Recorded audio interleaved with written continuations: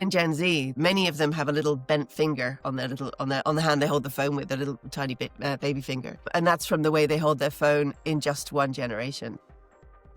Welcome to Chat Rog, where each week we explore the ethics of artificial intelligence. I'm Roger Steare, the corporate philosopher. Today, my guest is Dr. Lollie Mancey, the Programme Director of Innovation and Entrepreneurship at University College Dublin Innovation Academy. Lollie is an anthropologist, AI ethicist, broadcaster, entrepreneur, and advisor to organizations as big as NASA and MasterCard. She has a gift for turning abstract ideas into real stories about people, culture, and technology.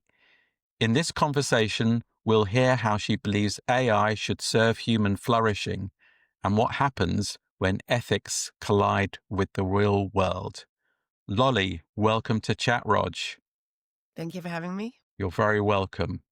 So what first sparked your interest in ethics and AI? And perhaps could you share a personal story that set you on this path? Yeah, I think I was sort of probably quite late to the game in terms of the 20-year trajectory of AI, but certainly about 7 or 8 years ago, I started having a look at the way innovation was going. And part of my remit in the university is to create jobs for the workplace of the future that doesn't yet exist. And what I could see coming was this cognitive revolution.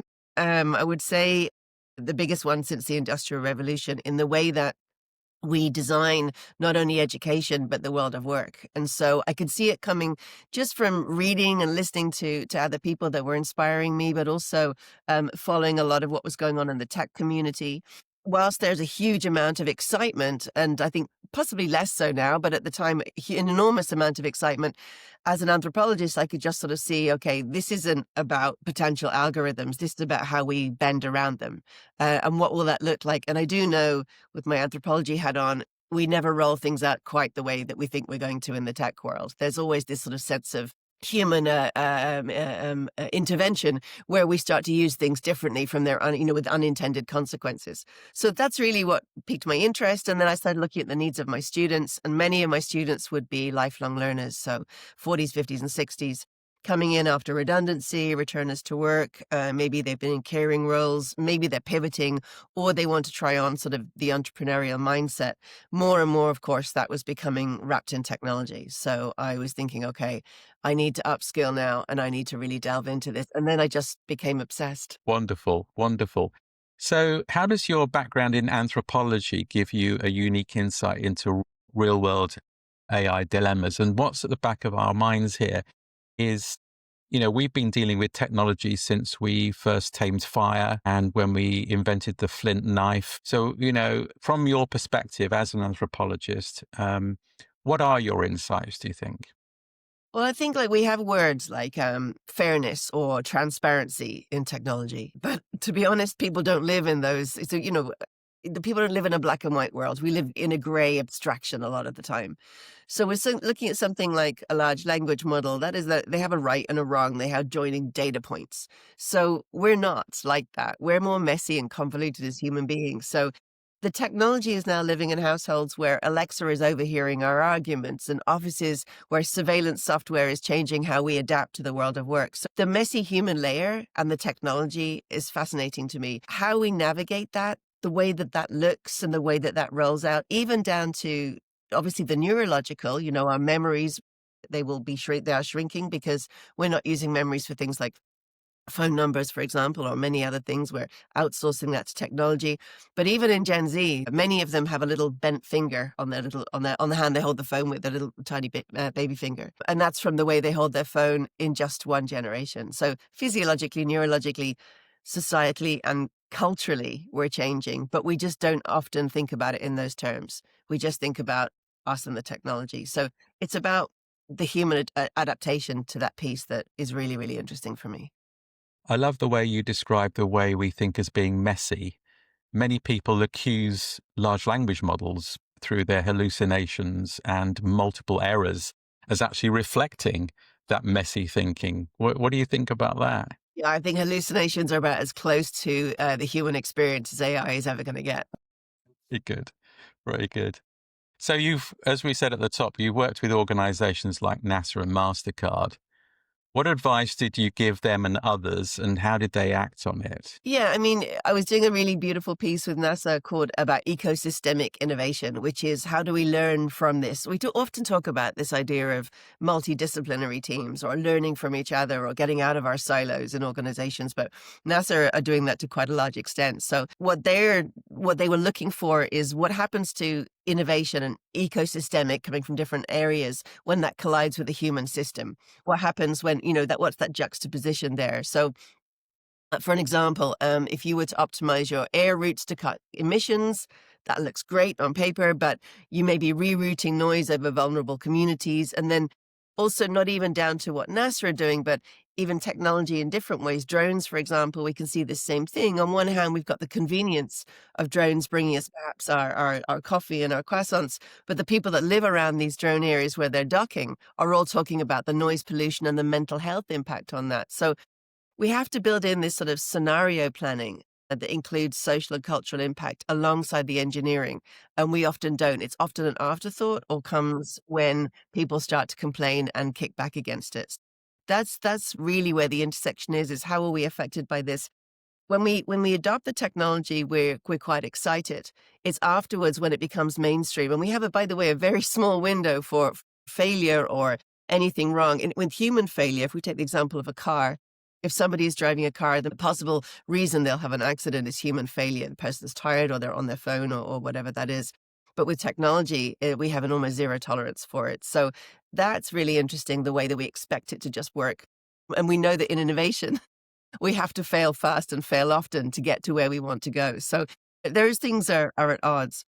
With other things like some of the banking industry, they're looking at, okay, how do we create diversity in innovation? Diversity is not just who sits in the room. It's who's shaping the problem, who's building that technology. We have about 80% men involved in Ireland in software and data industry, about 80% a male and 20% female in terms of shaping that technology and what that looks like. In terms of deep tech, even less, down to about 7 or 8%. So the diversity has to be embedded all the way through.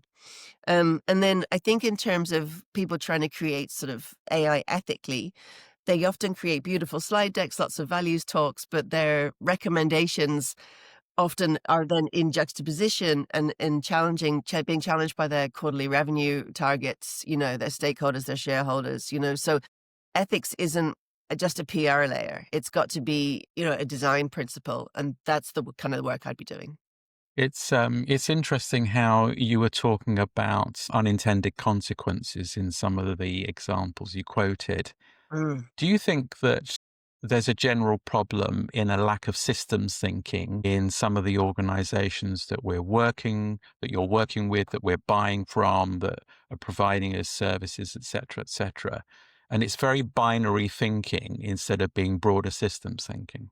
Yeah, I do. And I think very often it's the first to market approach that's leading us there, which is that we need to be the first out. It needs to be the biggest, the best, the boldest, without thinking about the consequences 5, 10 years, 15 years down the line.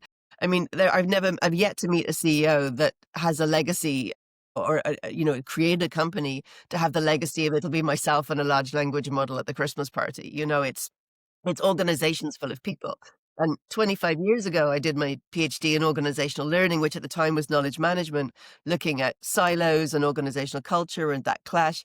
It's exactly the same today, sadly, in some ways, although keeping me busy. And so I think in terms of that, it's just we seem to think we have thought that AI potentially would be the solution to everything. It's going to be amazing. It's, a couple of years ago, I was talking to people saying, you'll think it's a magic pixie dust just going to sprinkle on and everything's going to suddenly be okay. The unintended consequence of that is you're going to lose your workforce. So where is that tipping point for you? In terms of what you're doing, if you're looking at a company like Duolingo, they called themselves AI first, and then they laid off all of their staff. So now the term AI first is a little bit, a little bit complex. So it's got to be human first. I mean, why are we in these organizations in the first place? Yes, there's profit margins, and yes, there's keeping your shareholders happy, but at the same time, also there's employment. Part of what really worries me is what I can see coming down the road, and this is being talked at, especially in Brussels at quite a high level, about the idea of we will probably end up with a swathe of our population that has no purpose. That will be linked to universal basic income. AI will have displaced those jobs. Yes, it creates more jobs than it displaces. We can see that potentially coming, but not everybody will be able to do those jobs. So we're already seeing layoffs in areas where people are saying, "Oh, I'm not really sure about using AI." Well, then you're gone. So this is quite worrying in terms of what society will look like. It's an absolute misnomer if we think that we're all going to have more time. Wonderful. We're going to be, like in COVID, baking banana bread and getting six packs. Well, most of us came out of COVID, mildly alcoholic and wildly anxious. And so what does it mean for society if we are not giving people purpose? And a lot of those people will be middle class, and that is really something that we haven't had before. Usually the layoffs are working class layoffs. What we're going to start to see is that middle layer of middle management will be redundant. And then, and these are conversations not many people are having, but it's quite soon. And so how my role in education, how do we retrain people as lifelong learners? We're only just beginning to get to grips with that and what that will look like and what kind of skills will they need. So it's really the societal impact that keeps me up at night. And the idea of, we know without purpose, we can see this from welfare culture.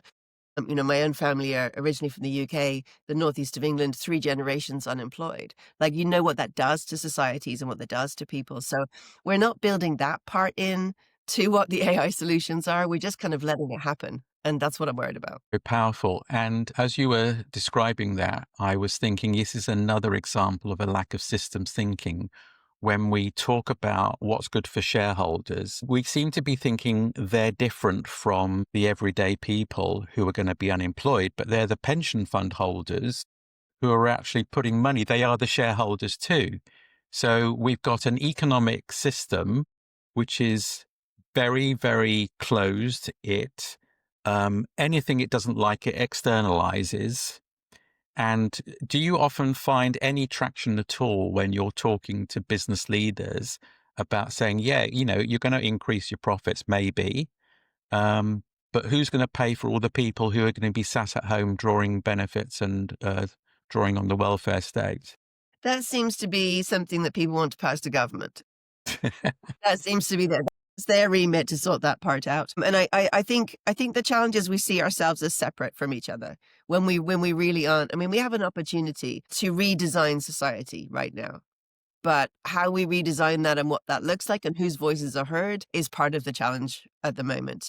Where I'm actually in the Oireachtas, which is the Irish government, this Thursday, advocating for a national AI literacy program. And the reason for that is it's not people in businesses that need to have AI literacy. Well, they do, but it's actually, more importantly for me, I think, is everybody else, is to understand what it is, what it does, how it works, and then to decide whether you're opting in or opting out. It seems to be at the moment there's just an opt-in, and this is creating a lot of pushback, and I think more and more so. I wonder if we're going to end up with sort of almost communities of Luddites, of people that are just sort of more like the Amish who just go, no, absolutely not.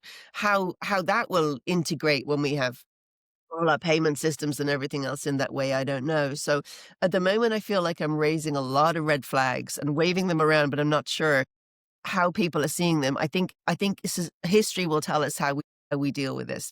We're absolutely at a crossroads right now between doing something that will be of benefit to us in terms of society, human flourishing, that connection that we desperately need, and going the opposite way. And to be honest, I don't know which way we're going to go. And isn't it interesting how you're there in your parliament working with politicians? Many people say politicians need to understand what AI can and can't do. Absolutely. And that's part of the role of sort of, of helping everybody get up to speed and realizing that it's okay to be fearful. We're all a little fearful at the moment, and anyone that says they're an AI expert is, unless they're very top of their game, is probably not true.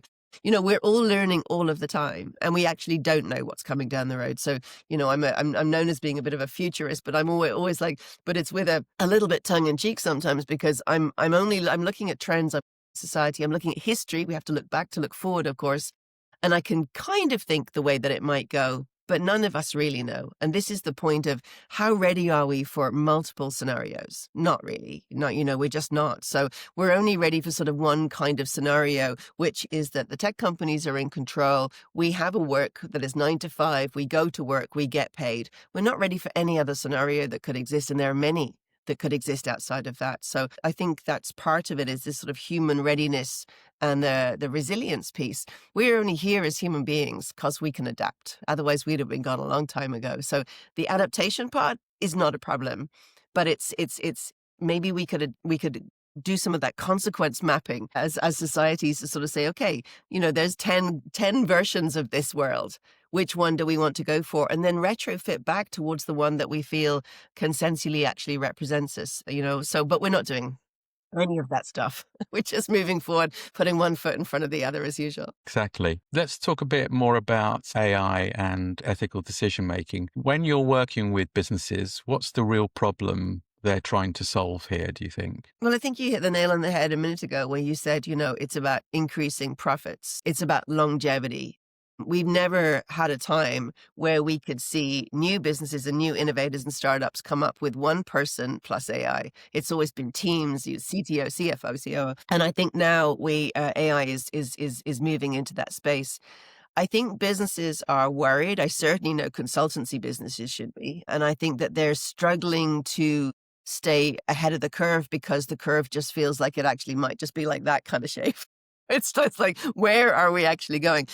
It's what's coming up behind them with the new generation, with the new ideas, with the new innovation, the way that people will want to change things. Let's look at the banking sector, for example. It's been a bit of a dinosaur for many, many years, slow and dependable and steady. And then you've got people coming in, not only Revolut, but way many more behind them, coming in saying, okay, we're not just going to be banking online, we're going to be mortgages. Now we're going to be joint mortgages. Maybe you could have mortgages between, so the way that the innovation is working in the banking sector is going, okay, it's what has been isn't going to need to be there in the future, in terms of perhaps one thing we're going to need in mortgages are mortgages between people who live together who aren't related or who aren't married. For sure we are. We're going to have modular housing. We have a housing crisis.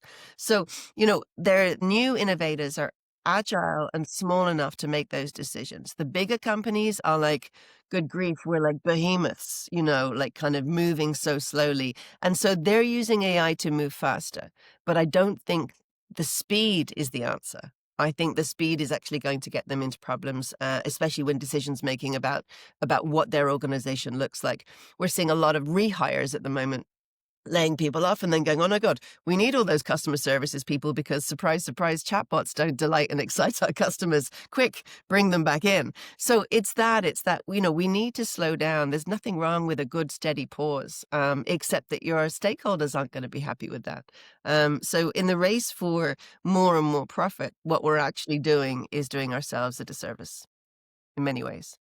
Yeah, I get that. And it's interesting to reflect on the Latin root of the word profit, which is profectus, which is mean to prosper. It's got nothing to do with short-term, illusory gains. It's about a whole society approach to prosperity and thriving. Can you share with us any particular story where ethical principles clashed with commercial priorities in the way that you've described and how Yeah. that played out? I mean, I think there's a couple of companies that jump to mind. I mean, one of them is about chatbots. I mean, I think going back to the idea of replacing all your customer service people with chatbots, and all of a sudden you've got a lovely little avatar that looks kind of friendly and childlike and is always there at all times. However, when people feel very quickly that they're not heard or not handled, their frustration level rises, dramatically. And so if the voice feels even manipulative or trite, and what we're getting now is this sort of sycophantic pushback, that whole infrastructure of trust collapses. The trust collapses not just at the customer service phase, but all the way through for that organization, where people are actually saying, do you know what? Where is the human in this? And, the lovely term human in the loop, it's bandied around, but people actually are starting to sort of say, well, that's all well and good, but my God, my level of anxiety now trying to get to a human being. Is there a human being in this organization? And so we're seeing pushback from customers moving in quite large numbers away from this early adaptation for dealing with inquiries through technology. And I think that's going to continue. The companies I'm working with that's had that problem has said, let's go the other way then. Let's not go back to human beings, which are expensive, even if they're in call centers and outsourced. Let's go into creating more human-like avatars.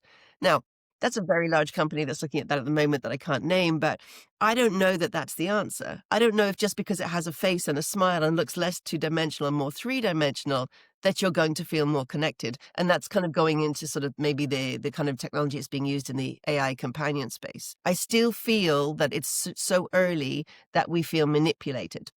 And so with that manipulation also, you have to realize that there is a flip side to that. If we do trust in that sort of more meta-human like avatar, and they're coming everywhere on everything at the moment, everyone's designing them, we also then may feel it's so human-like, we then couldn't not think about our boundaries, our safety, our security, our ethics in terms of what we're telling it. And so it kind of goes both ways in terms of that. That sort of we need to be careful that we remember that these are not humans. At the same time, also, we want them to be more human. And so that's the challenge at the moment of we can't make our avatars human enough quick enough, or our robots, by the way. We want them human, more human-like all of the time. This sort of anthropomorphic obsession that we have. And then when you see them, there actually is this sort of Berkeley University did a lot on the science of awe. You're quite at the moment. I'm getting a lot of data on people saying they're so awe-inspired. They'll tell these avatars anything. They feel they're literally like a person from the future. But of course, then that raises huge issues in terms of your data and where you've gone. So I think that's really interesting for me at the moment. And again, this goes back to things like putting AI into toys that they're doing at the moment, and children asking, toys, can you keep my secrets? Do you love me? We have so many things coming at the moment that we won't be able to navigate properly unless we have the ethical pillars of privacy, consent, and trust. And so all organizations are looking at these pieces, but they're mainly looking at the trust piece. Yes, privacy and consent, but the trust piece is if we can get our customers to trust us with this technology, we're going to be good. And I'm always sort of saying to them, don't forget about the consent piece. They have to consent and have the privacy of their data being used in the same way. If we look at AI companions, for example, 60 million users in Asia Pacific of AI companions, that data is all going to data companies that are don't have something wonderful like we do, like the EU AI Act, that doesn't, have that same level of protection for them. That data in your most vulnerable moments that you're giving to these companies of your heart and your soul and your insecurities will be sold onto marketing companies. No question. So they will, at some point or another, be manipulating your data to come back to sell you things. This is, it's not about, so trust isn't about compliance checklists. This is about humankind and having things that people can believe in, but also we also have to have a healthy mistrust and understand that the data is everything, that we are actually very predictable and very vulnerable at the moment, and that's going to become increasingly so. You're touching here on emotions, and you've spoken about emotional infrastructure in technology. Can you give us a real example of what that looks like in practice? Yeah, I mean, sentiment analysis, right, would be one. So, I can be sold. So say, for example, a company is, well, maybe in my world, I have a smart kitchen and a smart fridge, and then that I also have have agentic AI. I'm talking about 3-5 years ahead. Within agentic AI, and I speak to my agent or my avatar, and I say, well, it's Sunday, right? Sunday night, I'm going to get my week together. In my week together, this week is going to be a great week. I'm going to go to the gym. I'm just going to say I'm going to do it. I'm going to go. I also want my fridge full of these kind of foods, turkey, burgers, broccoli, yada, yada, right? And then we'll get to Friday. And the fact is that the technology will know me so well, it'll be able to read my moods throughout the week. So as the sentiment analysis occurs, both in work and outside of work, what that will happen is it will have a look at my mood. Now, maybe my wearable will say, you sort of don't seem to be moving around as much. You seem to be a bit sedentary. Is everything all right? How are you feeling? I'll be speaking to it because it'll be, therapy for me as well, and say, oh, do you know what? This week's just not been a good week. And then what will happen is all of a sudden on the Friday night, I'll get home from work and there'll be adverts coming towards me in terms of, hey, Lollie, would you like to have this particular thing? How about a gin and tonic tonight? How about some chocolate? Lollie's not feeling great. Yeah, that's a great suggestion. Thanks very much. But actually, what's happening is through my sentiment analysis, which doesn't have the privacy settings on for whatever reason, I'm actually going to be able to be read by the technology. This is not very far away. And so what that means is I'm going to be manipulated or sold to or supported, depending on your viewpoint, according to how I'm feeling. We've never had that level of nuance with technology. And so when we're talking about, our vulnerability, it's not just about predicting us and knowing us so the AI can read us to make things better for us so that the gin and tonic is there if I want it on a Friday night. But it's more about how we can be sold to. And if you take that one step further and think about people that are grieving, people that are sick, where does the line begin and end there? So the emotional infrastructure piece is coming very strongly into ethics at the moment, but people are sort of aren't looking at it in the same way that I am potentially, because I think it's about investing in the narrative layer, right? We need to make sure that we can locate ourselves, our dignity and our agency, both within and outside of a tech system. So the dignity piece within technology is never talked about, the dignity of my right to actually not be sold to or not be connected to the technology as well. And again, this goes back to the Luddite piece, if people decide they don't want to be, or that Luddite's probably the wrong word, but, the people that will push back against technology, what will their worlds look like if they're living in a smart city?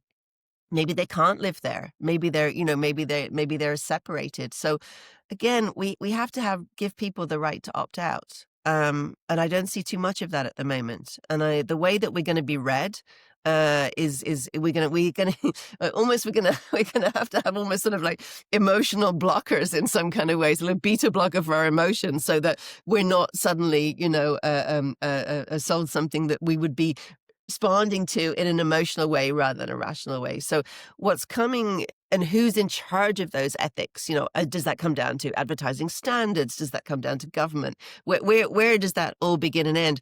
Who's accountable for that when and if that happens? And it's more of a when, especially with looking at what's happening in the States at the moment and some of that technology. It's interesting you talk about the fact that obviously most of this is driven by the opportunity to market stuff that we will buy. So it's about selling us stuff. And as you were saying that, I was thinking, providing we're not one of these middle-class professionals who've just been laid off and we have no money to buy anything. But I just wanted to share another perspective about sentiment analysis, which is that there is a dark side to that. So we know that within the workplace, sentiment analysis within emails, for example, has been used for a long time. And talking about governments, what are your concerns around government surveillance, where if you're unlucky enough to live in a state with a government which is anti-liberty and so on and so forth, what's going to happen with sentiment analysis there?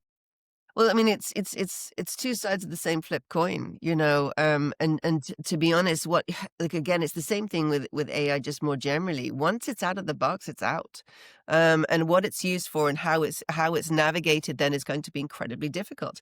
I mean, we've never when I do talks, people are like, this like science fiction's coming to life. And I'm like, yeah, except that a lot of that science fiction is the sort of more darker stuff, right? So predicting policing, for example, was the theme of the film Minority Report. We actually have a clause in the EU AI Act prohibiting from predictive policing. So what people are seeing in science fiction is now becoming true. Obviously, Orwell gets a good mention there in terms of that surveillance. And back to that sort of masking piece. It started with facial analysis and facial recognition, and it's moving into sentiment analysis in a way that is incredibly worrying. I mean, human rights and human liberty can't keep up enough. There is a wonderful book by Nita Farahani called The Battle for the Brain. And it's one of those books everybody should read. It should be on a school syllabus. And it's around if we decide to allow Neuralink and all the other companies that are looking at sort of the internal mechanisms for this. Once we've done that, we're all, it's kind of done. She thinks, we're done. And I would agree with her that the brain is the last place where we can be free with all of the machinations of the negative and the positive. Nobody wants to see inside each other's brains. Really, we're not as good as we think. We're not as good people as we think we are sometimes. And I think if we don't protect that, then as a species, I'm not entirely sure we're gonna make it. And I am very worried about that. And being bandied about for, yes, medical technology and medical breakthroughs, absolutely, that's incredible for people. But we have to be incredibly careful. Once the lid is open, it's open. As you were saying that, I was wondering about the mind as a broader concept, and the brain and the body-mind system, and how actually these technology companies could adapt our diet so that our mind and thinking was more susceptible to being sold stuff to. Well, they So don't go if to we, war. I mean, that there we that's are. hydrogenated fats and the ultra-processed foods, of course, because now we know that there is such a link between the digestive system, and your brain, which is why now we should all be drinking kefir and eating fermented food. The Buddhists have known this since the beginning of time, which is so interesting. We had all the answers always. It's not like we need to find them. They're all there. But yes, you are what you eat has never been so true as that, I think. Certainly in terms of attention, certainly in terms of there's that children's film, Wall-E. Do you know that? Like Oh, I it's love that film. I mean, I can't look at that film now without thinking that's what we've got, or what we're leaning into. This idea of us just being sort of consuming with tiny little legs on these kind of pods moving around.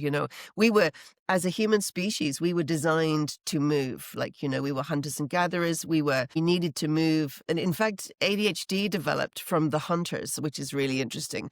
Yet we're putting everyone into this sedentary kind of life where we're feeding us, we're giving away all of our boredom, which is actually killing us. It's killing our inspiration and our creativity to not be bored, and we're not moving enough. So a lot of the time now we have to think about how we're engaging with that technology is creating this sort of subclass of Wally.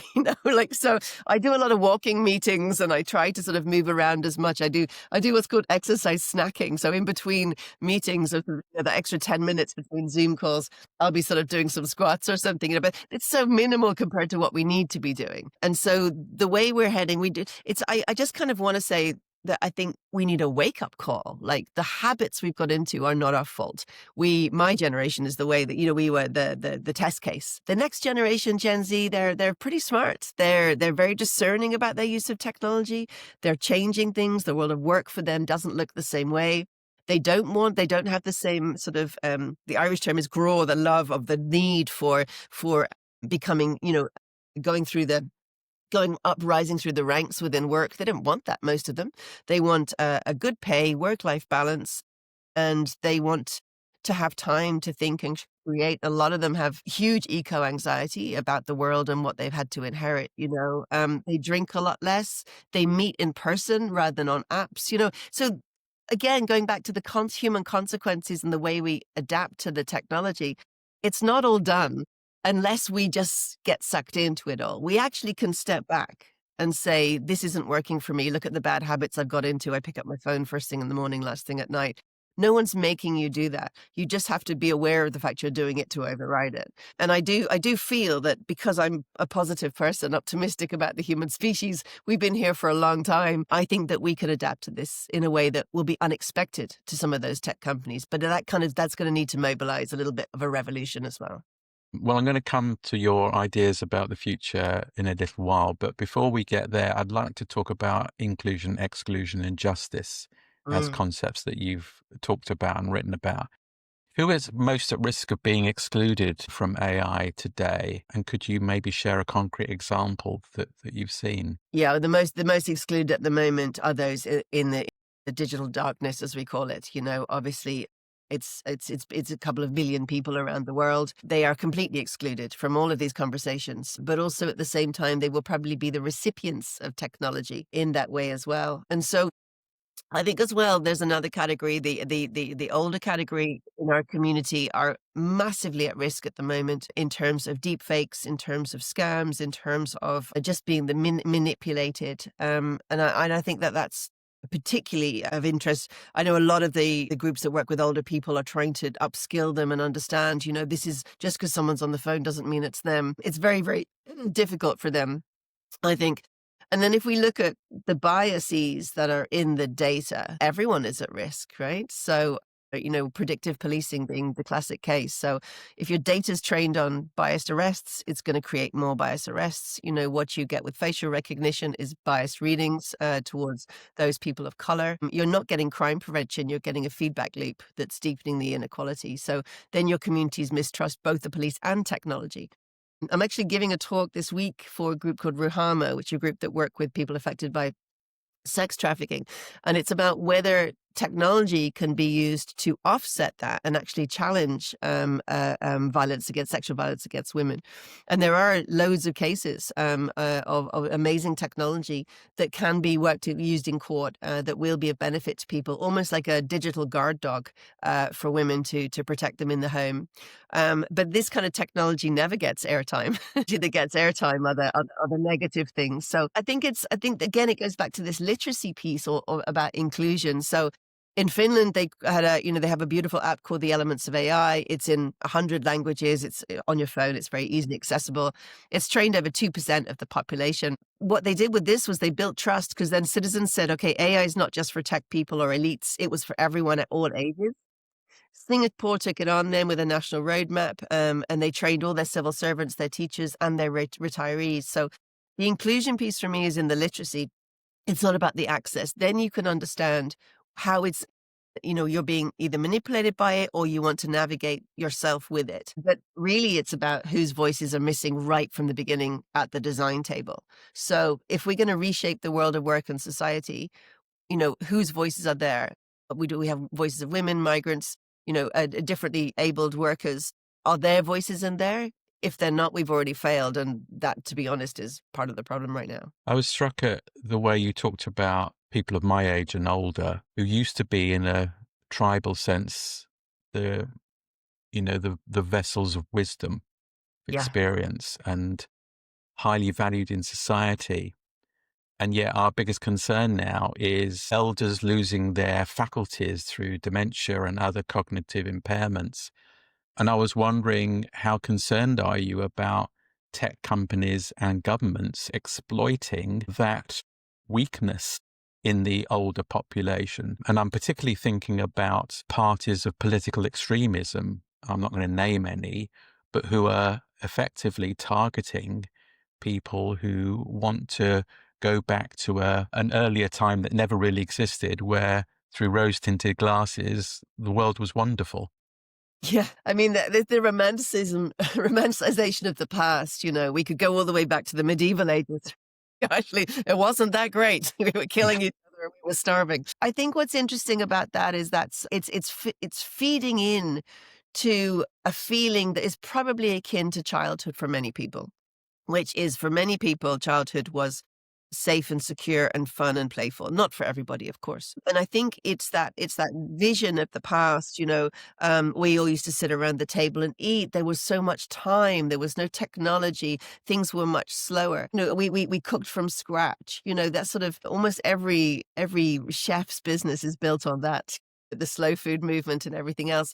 And they're not wrong. That would be a beautiful thing to work into your life. But when it comes to the older generation at the moment, we've seemed to have forgotten that they've lived through history. And the history that they've lived through is potentially also wars, and that human resilience piece and the adaptation piece, and that way of understanding that they have always seen change.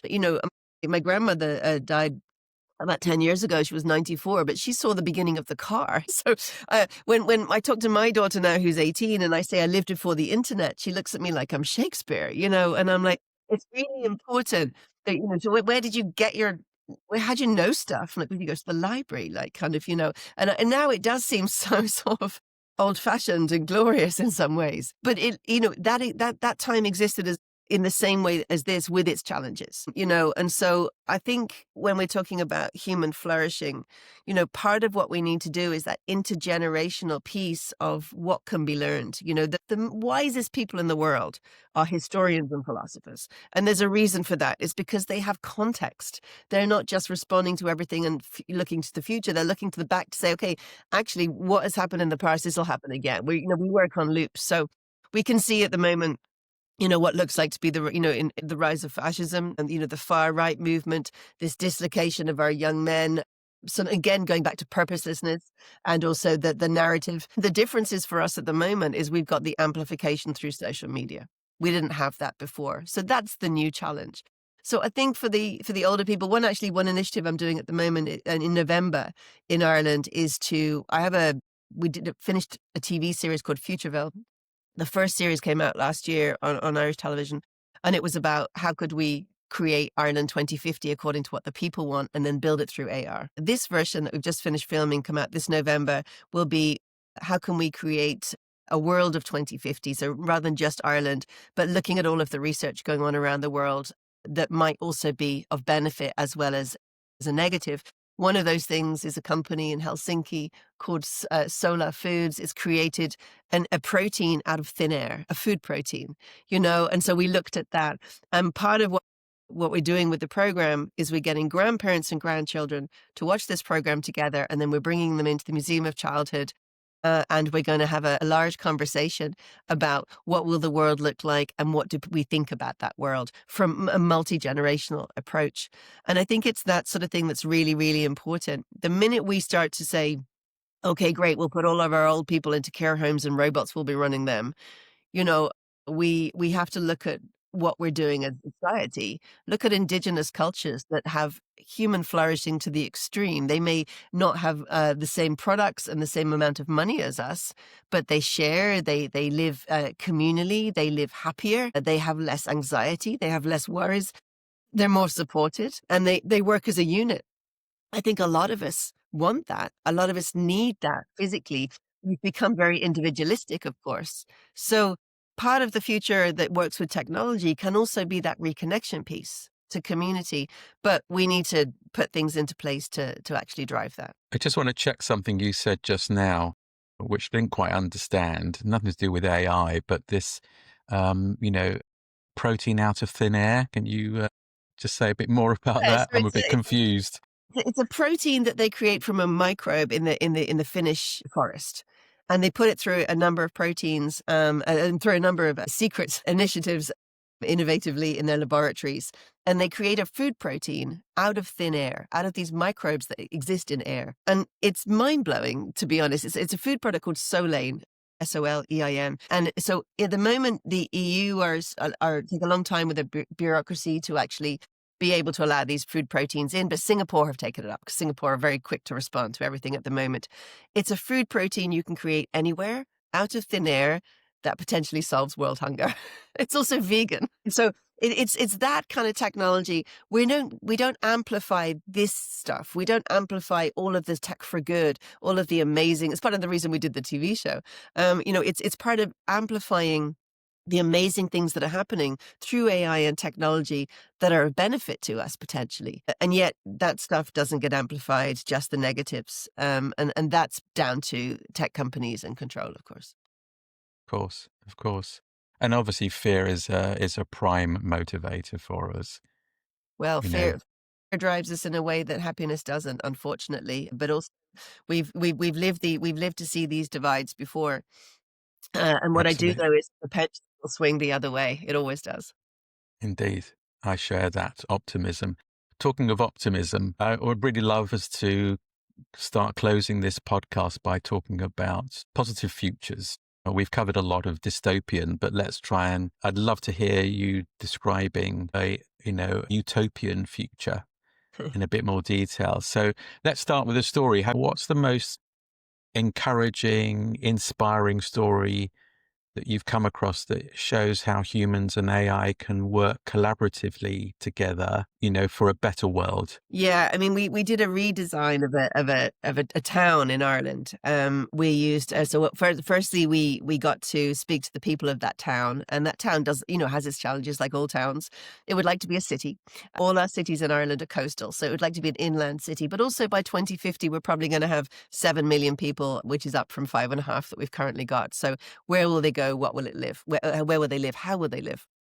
So we use this data from the people to actually then go into an AI hybrid team comparison to say, okay, does AI imagine that this world will look like? And then how can we manage that? So, for example, this town doesn't have a hospital. So what we did was we managed a human AI hybrid team in the hospital, which is AI scans, it synthesizes your data, but you actually live at home in what's called a floating ward or a virtual ward. That's actually where hospitals are going to go. Doctors then can free up their time to sit with the patients, and we got efficiency and empathy together there. And then we looked at all of the other aspects, transport, for example. And we realized that the River Shannon runs through the town, but it hasn't been utilized for a long time in terms of transport. So could we have people commuting in that way? And these things sound very obvious, but it was about taking the problems and asking the local people, this is what AI says is possible. What do you think is possible? What do you think about that? And this conversation between the two. And I would be doing the same with my students in the university. I get them to do the brain work when we're thinking about new businesses or innovations. Then we use AI as a team member, and then we either reject it or go back to it ourselves. So it's about this way of interacting with it. So we feel, yes, it's fallible. Yes, it hallucinates. Yes, it may have different suggestions to us, but it's pulling on different data. And one of the things that comes out over and over again is people know as much, if not more, because they have context in their own subjective way than the AI. So it kind of demystifies the fact that AI is magic. And sort of people start to say, okay, I can see it as the tool that it is. But it's this sort of idea of what kind of a world do we want and how can we design it? And then how can we use AI to get there and help solve some of the problems? And that's been really, really exciting because that came out on television as a sort of aspirational science show, but grounded in research in November. And then this June, we heard that there was a group, a consortium that are actually trying to build it and put 5 billion into building Ireland's first green town that will become a city. So that kind of impact was unexpected. But I think what's really it is about the aspiration piece. People need some hope and something to hang on to. The information they're getting at the moment, a lot of it is social media. It's 40% of my students tell me about 40% of information comes from TikTok, which is appalling. But, you have to embrace the reality of the situation. How do we understand where we want to go if we don't look back to look forward, but also if we don't have these bigger questions about what does it mean to build a future where we thrive? So the ethics piece has to become infrastructure into that. But there's an even bigger question that I ask myself all of the time, which is, again, this back to the future piece. What kind of ancestors do we want to be? When they look back at us, our future people, our children, our great-grandchildren and beyond, what do they want to say about what we did right now? And I think that gives us the space to actually say, I have a voice, I have agency here in a way that a lot of people feel at the moment that they don't. So what I'm spending the next couple of years of my time doing is trying to encourage that agency and get everybody involved, because this is an everyone issue. And so we absolutely have to join together to say that future isn't written. There's one future that's occurring that seems very dystopian, but it's not written. Everything we do at the moment from day one from now can build into another future. But we actually just need to have the confidence and the right visionary leaders to be able to say, okay, just because we can doesn't mean we should. I've got a couple of more questions. The first one is around you are elected a world president. Thank you. Congratulations. If you could wave that magic wand with virtually infinite power and influence, and you can retain your humanity and humility, what would you be encouraging AI developers, policymakers, and other leaders in terms of creating this utopia that you so eloquently described in 2050 for this Irish town? Well, I'm imagining that I have superpowers if I'm this Yes. president. In my superpowers, I want to go back to around 2006 and change what we did with social media. Mm. So in order to do, I think we were sitting ducks to a test case that has given us a massive disservice to who we are and the way that we operate with each other. I think that our generation has been the pilot for that version of the world that I hope isn't the one that's coming. So firstly, I would go back and change that. The next thing I would do is I would work on this idea of sort of digitally or, equality to some extent, whose voice isn't in the room and whose voice needs to be in the room. I would take away the power from the technocracy, and I would also ask for sort of citizens' assembly about what do we want and how do we want to get there. And that would probably be on a one vote per person mandate. So I think reinstating the sort of the philosophers at the heart of society, going back to the Greeks, the philosophers understand it all.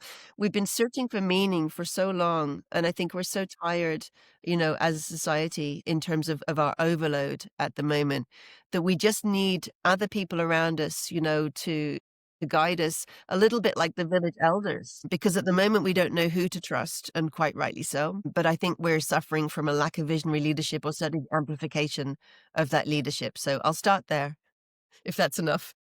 Well, I was hoping to go a little bit deeper into that. Can we just go back to why 2006? What was, just educate me here about why you chose that year, and what was the social media platform or Yeah, platforms? I think it was 2006 was the tipping point for us, where we all started to go, "Oh, look at this. Look at how amazing Facebook is, and how Okay. exciting it is to upload all of our photographs." What we are now seeing is the pushback from that, where we have unwillingly or unknowingly given away all of our data. There is undoubtedly a court case coming from Gen Z against perhaps parents to say, "I didn't consent for you to give away my entire image, and now look at the way that that's been used." We couldn't shut that box. Now we're only realizing the consequences of it.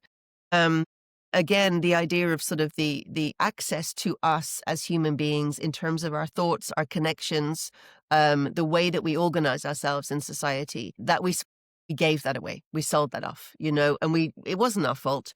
But if I could go back and change anything, I would change that. Very good. You mentioned democracy, and whilst in many states we have a sort of democracy when it comes to electing our governments, but of course, democracy does not exist in many workplaces. They're post-feudal medieval constructs. Yeah. So if you were world president, congratulations, would you do something about workplace democracy and ensure that instead of being run by plutocrats, in other words, government of the wealthy for the wealthy, Yeah. what would you do there? Well, I think that's really related to what AI's biggest impact can be, the redefinition of work. So it's changing what counts as valuable work. Before, valuable work was the expert in the room, which was the boss, the CEO, maybe plus your consultants. And now you're automating, you're invoicing, your managers. What are they doing there? Are they mentoring staff? Maybe that's human flourishing. That's that piece, that intergenerational piece. Certainly what we can see is that Gen Z are coming in without the soft skills of being able to make phone calls. They're nervous of getting something wrong. They just want to be told what to do. They need very, very clear guidelines. We need human connection to help mentor them, to make them relax, to make them feel that this is a part of a human organizational culture. So the technology needs to amplify the human connection piece by freeing us away from the other things, firstly. And then, we can go to the other flip side of that, which is currently what we've got in a lot of organizations, which is digital Taylorism, where, your AI is monitoring your bathroom breaks, or monitoring, how your eyes are moving on a screen. That is the Orwellian dystopian future that we're blindly walking into. Mm. It's about AI giving people more agency, dignity, creativity, or stripping them of it. And that's what the role for the leaders is at the moment, is to say, does this tool make my people more human or less? And if I bring this tool in, how are my people going to react? The very first thing that I start with in organizations is your organizational members of your culture are afraid. They're afraid of AI, not in a sense of, it hurting me, but I'll use it and then I'll be gone because of it. And that's a very real truth. So how can we be excited by its opportunities if we think it's there? Ultimately, we're thinking about our mortgages and our kids, And so what does that world look like when you can suddenly be replaced by a machine that, machine learning that was brought in, that you were meant to be co-creating something with? So that challenge is real for leaders, and that's a real tipping point in terms of the decision making that they go for. I think we're going to see the rise of, so we are seeing the rise as well of some beautiful companies that are very much about human-centered approach. I think they'll prosper. I think the only companies that Gen Z and Gen Alpha are going to want to work for will be them. And they're not ones where their core values sound great. They're ones where their actions speak. They're all about authenticity, this generation. And they very much look into the washing part, the gender washing, the greenwashing, et cetera, et cetera. So if you're going to attract people, the biggest challenge at the moment is talent acquisition and talent retention, I'm told. So, if you're going to attract the right people, you better be the right company.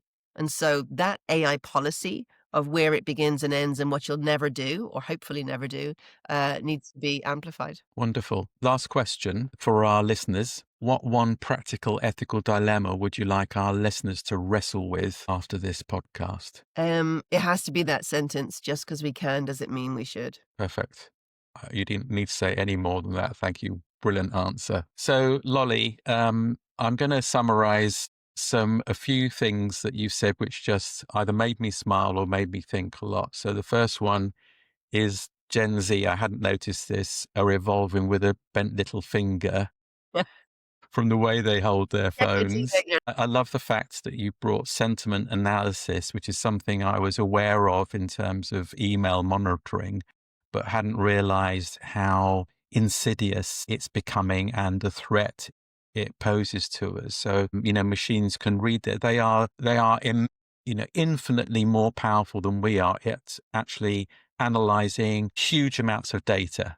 That's not what we're good at. We're good at doing other things. And people who are listening who enjoy a gin and tonic might actually welcome the fact that it will prescribe a gin and tonic so it can manipulate you to buy some more crap online. And the final one that I asked us just to hear a little bit more about was creating microbial-based food out of thin air in Finland, which was amazing. But no, look, you've shared some fantastic insights. I think as well as historians and philosophers, we need more anthropologists like Dr. Lollie Mancey to help us navigate our future.